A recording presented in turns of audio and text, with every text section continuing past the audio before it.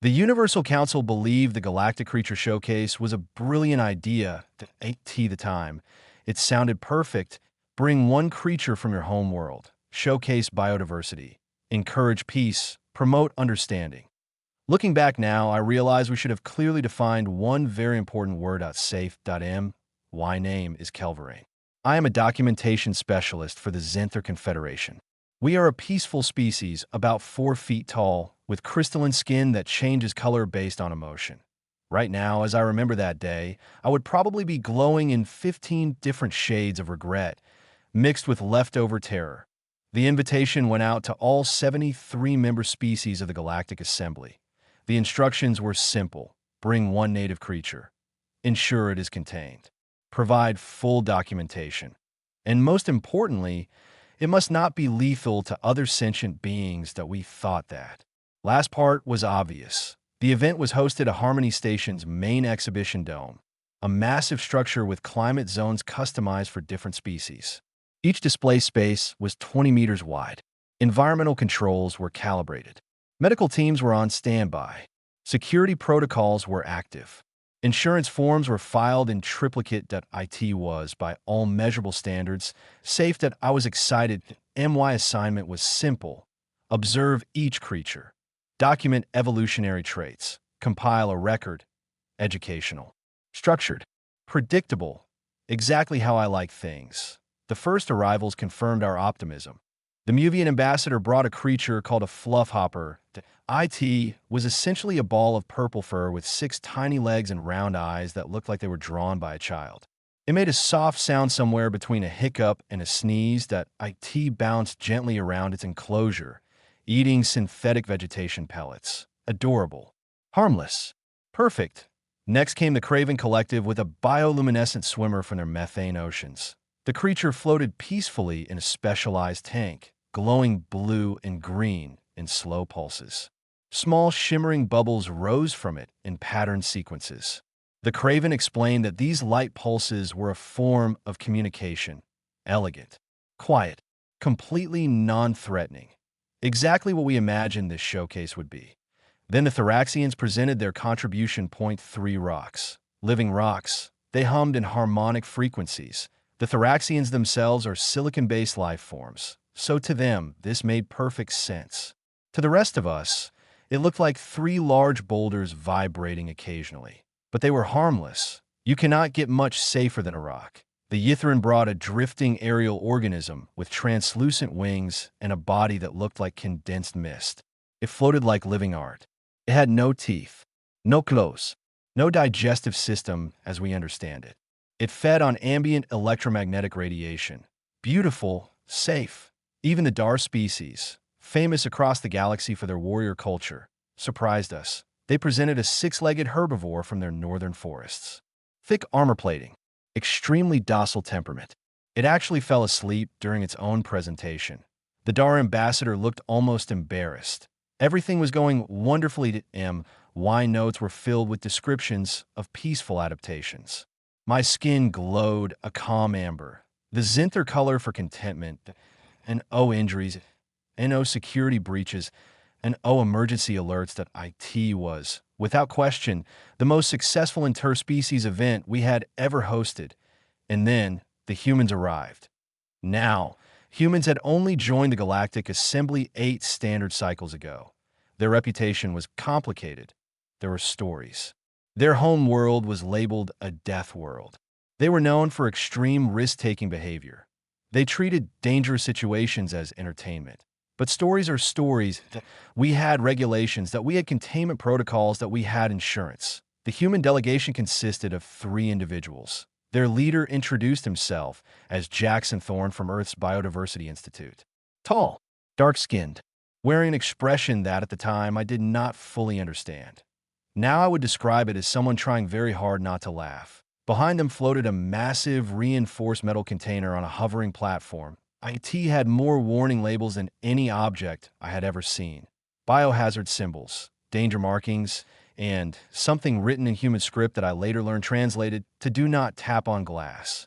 My skin shifted to uneasy yellow-green. "Excuse me," I asked carefully. "What exactly is inside that container?" Jackson smiled wider. Oh, don't worry. Just a representative from Earth's aquatic ecosystems. Nothing too extreme. The way he emphasized too extreme made my skin flash bright orange. Is it contained? Asked the Craven security chief. Absolutely, Jackson replied, patting the container casually. Triple reinforced. Fed 2 hours ago, so he should be pretty calm. Should be. That word should have stopped the event immediately. The humans positioned the container in their display area, and I noticed three things at once. First, the container was filled with dark water. Second, something very large was moving inside it. Third, every single human stepped back, slowly, together, which, in hindsight, was not comforting. Jackson faced the gathered assembly. Honored delegates, he announced confidently, may I present Earth's saltwater crocodile, Crocodylus porosus, apex predator, one of the most successful evolutionary designs in our planet's history. He pressed a control. The metal front panel slowly turned transparent. I had never experienced instinctive terror before that moment. Why species evolve on a world with almost no predators. Our fear responses are learned. Logical, analytical. But when the glass cleared, something ancient inside me screamed. The creature was suspended in the water, perfectly still 0.4 meters long. Armored in thick, interlocking scales, dark green on top. Pale underneath, that IT looked less like an animal and more like a biological tank. Its head was long and powerful, shaped like a battering ram lined with teeth. And those teeth, they were visible even when its mouth was closed, jagged, uneven, overlapping, not clean or symmetrical, designed for tearing. Its eyes sat high on its skull, positioned so it could see above water while the rest of its body remained hidden. And those eyes were watching us. Not curious, not confused, patient, cold, ancient. The look of something that had been killing successfully for millions of years and saw no reason to change the method. Around me, the exhibition hall fell silent. The fluff hopper froze mid-bounce. The humming stones stopped vibrating. The Dar Warrior took 2 steps backward. My skin cycled colors so rapidly I probably looked like a malfunctioning beacon. That, the security chief said slowly, is your contribution? Jackson nodded proudly. We have about 200,000 of them on Earth. I felt my documentation pad slip slightly in my hands. You have how many? Oh, way more if you count all the crocodilian species, he added casually. This one just has the strongest bite force. About 16,000 newtons. Can crush bone, sometimes metal. The creature shifted slightly in the water. The movement was slow, controlled, heavy, and yet somehow full of potential energy. The Yithrin ambassador flickered nervously. How does anything survive on your planet? Jackson shrugged. Most of the time, they're pretty chill. The crocodile did not look chill. It looked like it was calculating. And for the first time that day, Harmony Station did not feel safe. For 10 long minutes, nothing happened. The crocodile floated in its container. We stood outside it, predator and prey, separated by reinforced glass and optimistic paperwork. The natural order, barely, remained intact. Then the Thoraxian junior science officer made the worst decision of his professional life. I would like a closer bioelectric scan, he announced, holding up a handheld scanner. Primitive predators often produce interesting electromagnetic signatures. I wouldn't recommend, Jackson began. Too late. The Thoraxian stepped closer to the glass. The crocodile had been completely still. So still I had almost convinced myself it was asleep, that it wasn't, that it exploded. There's no better word. 450 kilograms of muscle and armor launched forward with impossible speed. Physics suggested something that size should move slowly. Physics was wrong. The impact hit the glass like a cargo ship collision. A deep, crushing boom that vibrated through the entire platform. Water slammed against the interior walls. That a crack appeared, small, thin, but real. The Thoraxian screamed, a sound his species was not designed to produce, and fell backward, dropping the scanner. My skin flashed pure white. Absolute terror. Every species in the hall scrambled backward at once. Okay, everybody stay calm, Jackson said brightly. That is something humans say immediately before everything becomes worse. The glass is rated for this, he added. Probably. The crack spread. The crocodile hit the glass again. Harder. The sound shook the dome. The fracture widened. You said probably again. The security chief shrieked. Water began to leak from the bottom edge of the container. Just a trickle. But it was enough. Small issue. One of the human handlers, a woman named Chun, said carefully. The containment unit may be slightly less reinforced than our paperwork suggested. Slightly, I repeated faintly. Budget adjustments, she added. The crocodile settled back into the water, still again. Watching us, that was somehow worse that IT wasn't panicking, that IT wasn't thrashing wildly, that IT was testing, measuring, waiting. We need immediate heavy containment. The security chief barked into her communicator. Bring barriers. Foam units. Now, around us, the other exhibits were reacting. The fluff hopper had rolled into a tight ball and was making distressed squeaking sounds. The bioluminescent swimmer was flashing rapid warning patterns. The singing stones had gone completely silent, which the Thoraxians later explained meant severe environmental stress. The crocodile slammed the glass again. Another crack. Water now seeped steadily onto the exhibition floor. Chen raised what looked like a projectile launcher. We can sedate him, she said. How long does that take? I asked. On most Earth mammals, 30 seconds to 2 minutes. And on this, she hesitated, 5 to 20 minutes. Maybe longer. Crocodiles have very slow metabolisms. Maybe longer, I repeated weakly. The tranquilizer dart fired through a sealed port and struck the crocodile's armored shoulder. The creature did not react. IT simply turned its head slowly, looked directly at Chun. If a reptile can look offended, this one did. The heavy containment team arrived, 6 security personnel from different species armed with foam projectors and energy barriers. They took one look at the crocodile. Then they looked at the humans. So, the team leader said carefully. The plan is, we move him to a more secure unit, Jackson replied. While is conscious? The team leader asked. Technically, he's just agitated, Jackson corrected. I do not care if it is composing poetry, the team leader snapped. How do we move it without anyone dying? The glass developed a third crack. This one spread on its own. Structural integrity was failing. New plan, Jackson said, and for the first time, he looked slightly worried, which made my terror increase by at least 100%. We drain the water. Crocs are less mobile on land. Less mobile, I whispered. Relatively speaking, the tranquilizer had still not taken effect. The crocodile began swimming in slow circles, methodical, deliberate, testing every side of the weakening container. Water pooled around the base. My mind performed calculations it did not want to complete.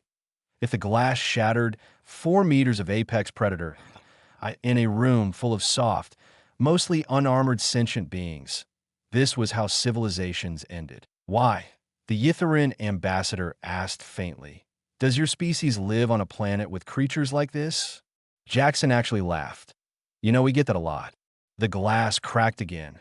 This time, a visible fracture spread across the center. The containment team raised barriers. The Thoraxian who started everything was being treated for shock in the corner, mandibles vibrating uncontrollably. We are completely doomed, I whispered. 12 minutes after the tranquilizer was fired. 12 of the longest minutes in recorded interspecies history. The crocodile's movement slowed. Its eyes drooped, its massive body lowered to the bottom of the container.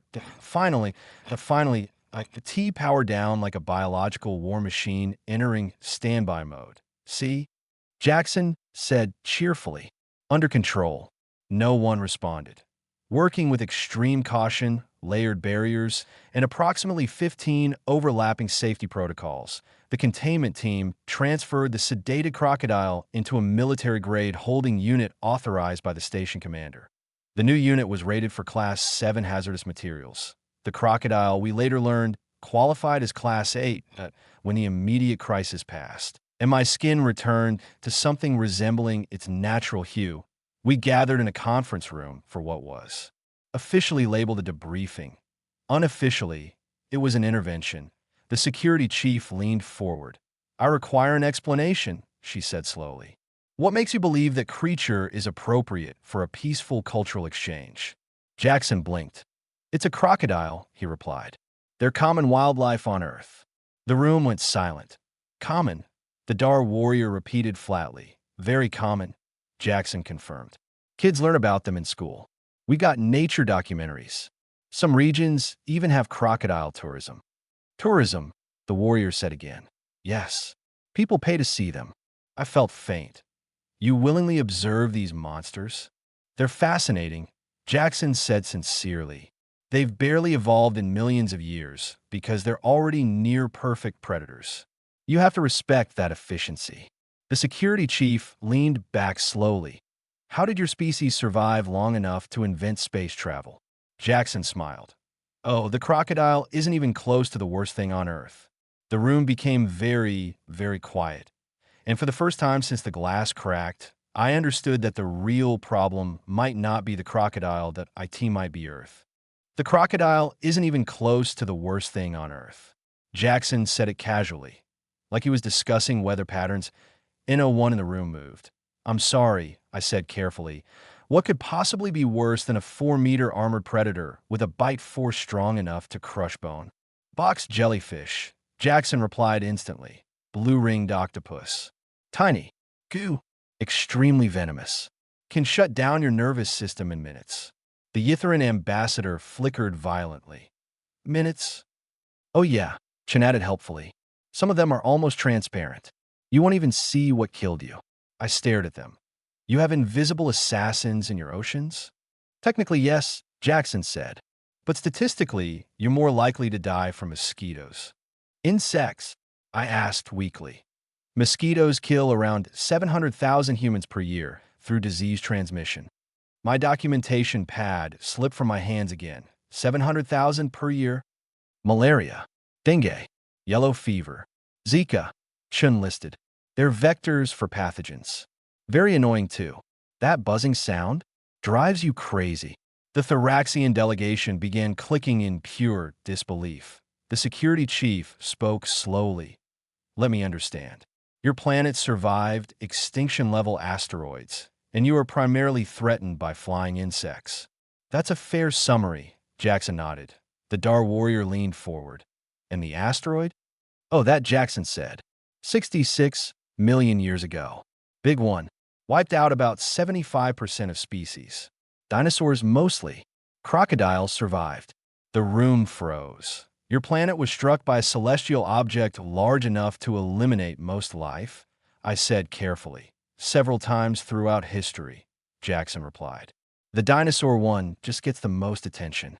Several times. Sure. Plus supervolcano. Ice ages. Magnetic polar reversals. Mass extinction events. Earth's been through a lot. And life continued, the security chief whispered. Not just continued, Chen said. It adapted. Got more complex. More competitive. I felt something shift inside me. Up until that moment, I had viewed the crocodile as an exception. Now I was beginning to understand it was simply normal. What about your land? I asked faintly. Surely your terrestrial environment is more stable. Jackson brightened. Oh, plenty of dangerous stuff there too. Venomous snakes, large cats, bears, territorial herbivores like hippos. Herbivores, the Dar warrior repeated. Hippos kill more humans in parts of Africa than crocodiles do, Jackson explained. Very aggressive, extremely territorial. You are hunted by your plant eaters, I said slowly. Sometimes, yeah. And your plants? The security chief asked cautiously. Oh, absolutely, Chen said. Poison ivy causes skin reactions. Giant hogweed can burn you chemically. Manchineel trees produce toxic fruit and sap. There's a plant in Australia called the gimpy gimpy that causes pain, so severe people have considered extreme measures just to escape it. The conference room was silent. Even the ventilation system seemed quieter. The Ythryn ambassador partially dispersed in a mist and struggled to reform. Why? The Dar warrior finally asked, genuine confusion in his voice. Would you leave your protected cities? Jackson looked honestly puzzled.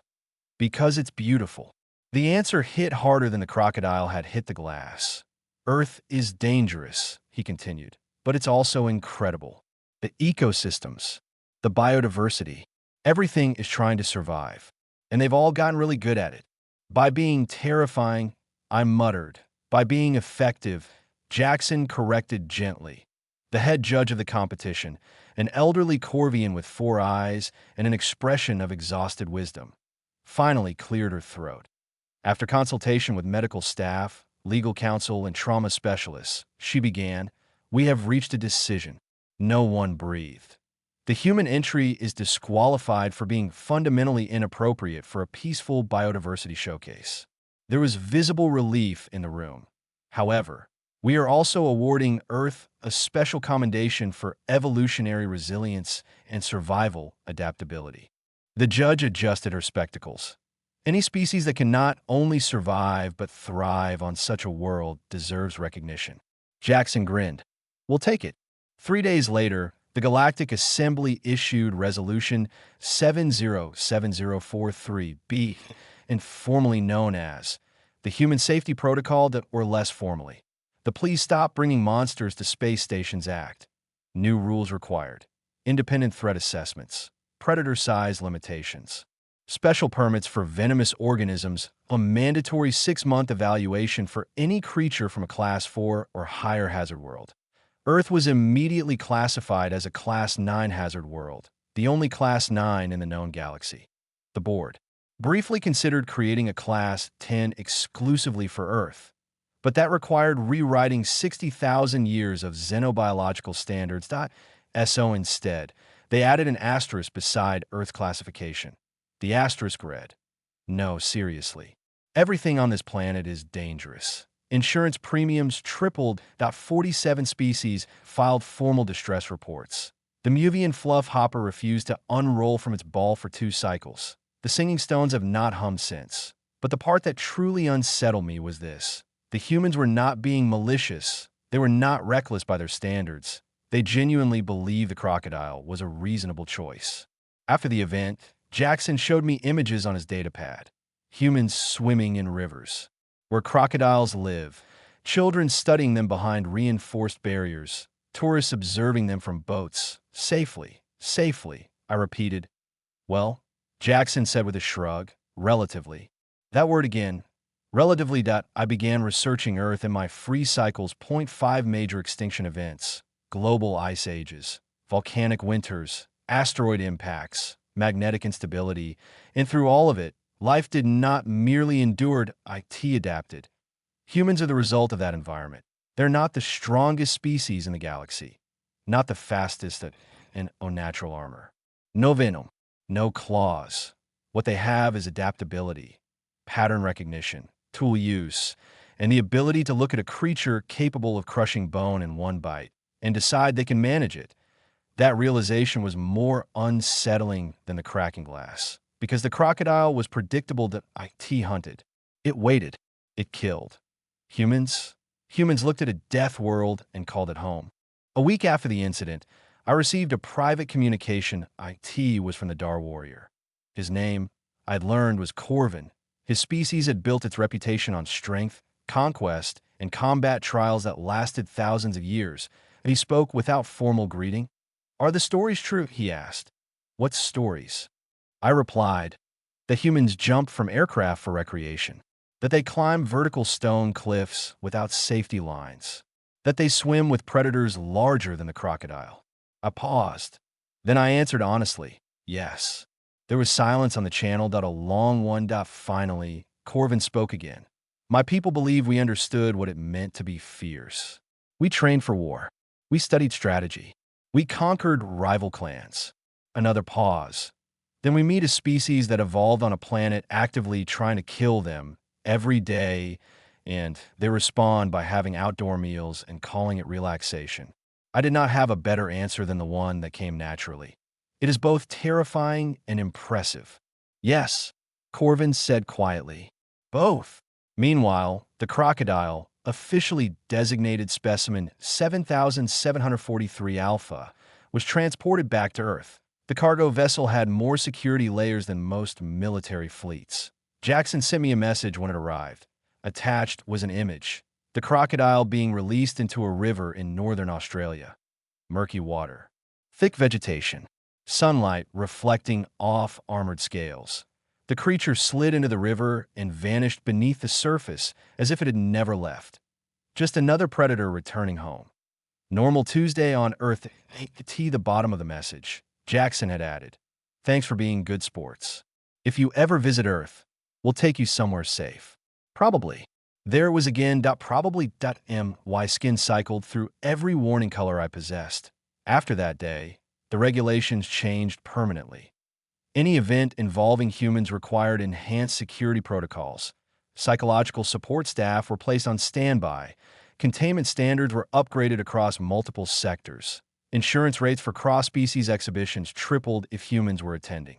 Officially, these measures were described as procedural refinements. Unofficially, everyone understood the truth. We were preparing for whatever humans considered normal. Because that was the real revelation. The crocodile was not an outlier. It was common wildlife. Children learned about it in school. Entire tourism industries existed around it. Humans built cities near its habitats. Some even swam in those waters with warning signs. Warning signs that I updated my official documentation file with a closing assessment. Humanity is a species that considers apex predators. Common wildlife and extinction-level events historical inconveniences. I paused, then I added another line. Approach with caution. Their definition of safe requires recalibration. And finally, one more. Never ask what they consider dangerous. Because if the crocodile was acceptable for educational display, if venomous creatures were described as cute but deadly, if insects killing hundreds of thousands per year were called annoying, then what exactly was categorized as frightening? That was a question I did not want answered. The exhibition hall was eventually repaired. The cracks in the dome were sealed. The puddles were cleaned. The reports were filed. Life on Harmony Station returned to its structured, predictable rhythm. But something fundamental had shifted. Before that day, we believed danger was an exception to a rare evolutionary branch. After meeting humans, we learned that on some worlds, danger is the baseline, and survival is not about eliminating threats, that it is about adapting to them. Humans did not conquer their planet by removing its predators. They learned its patterns. They built tools. They studied risks. They calculated probabilities. They accepted that existence itself was hazardous and went outside anyway. That may be the most unsettling trait of all. Not their strength, not their durability, but their comfort with uncertainty. When humans say don't worry, they genuinely mean it. Not because the situation is safe, but because they believe they can handle it. That difference matters, and it is terrifying. Somewhere in the galaxy, another human delegation is likely preparing for a future cultural exchange, packing carefully selected representatives of Earth's biodiversity, completely unaware that entire safety committees now exist specifically because of them. Emergency teams rehearse procedures. Containment ratings are double-checked. Legal departments pre-write incident forms. And every time a human smiles and says, "It's perfectly safe," someone updates a will. Because if there is one lesson the Galactic Assembly learned from the Great Crocodile Incident of Star 8471, it is this. When humans say probably, prepare for chaos. When they say relax, secure the exits. And when they say you should see the other creatures we have back home, be grateful they did not bring those instead. Time passed. The official reports were archived. The regulations were updated. The insurance claims were processed. Harmony Station repaired the exhibition dome. The cracks disappeared. The floor was polished. The event was listed in the records as containment miscalculation, non-fatal. That description feels insufficient because something far more important than glass had cracked that day. Our understanding. Before the humans, we believed danger was something you eliminated. You built cities away from predators. You removed environmental threats. You engineered safety into existence. Humans did something different. They adapted. They studied their predators. They mapped migration routes. They built warning systems. They invented tools. They did not wait for Earth to become safe. They learned how to live inside unsafe. That distinction still unsettles me that I continued researching their world. Earth is not just dangerous, that it is competitive. Every ecosystem is an arms race. Teeth evolve to tear. Armor evolves to resist. Venom evolves to paralyze. Immunity evolves to counter venom. Nothing rests. Nothing softens. And yet humans built music, art, cities, families. They picnic outdoors. They surf oceans that contain creatures capable of killing them. They hike through forests filled with venomous organisms. They call it adventure. They call it connection with nature. They call it getting fresh air. The Drather warriors sent me one final message. We train for conflict, Corvin wrote. Humans train for survival. There is a difference. Conflict ends. Survival never does. Specimen 7743 Alpha was officially removed from all future interspecies events. Earth remains classified as Class 9 Hazard World. With the asterisk matters. Whenever new assembly members ask why Earth has that notation, someone inevitably recounts the crocodile story, the cracking glass, the 12-minute wait for sedation, the word probably. It has become a cautionary tale in xenobiology courses, but here's what I think truly defines humanity. Not the crocodile, not the asteroids, not even the insects that kill hundreds of thousands per year. That IT is this. They know their world is dangerous. They know extinction has happened before. They know survival is never guaranteed, and they build anyway. They explore anyway. They joke anyway. When the crocodile hit the glass, every species in that room felt prey. The humans did not. They felt concerned. That difference is everything.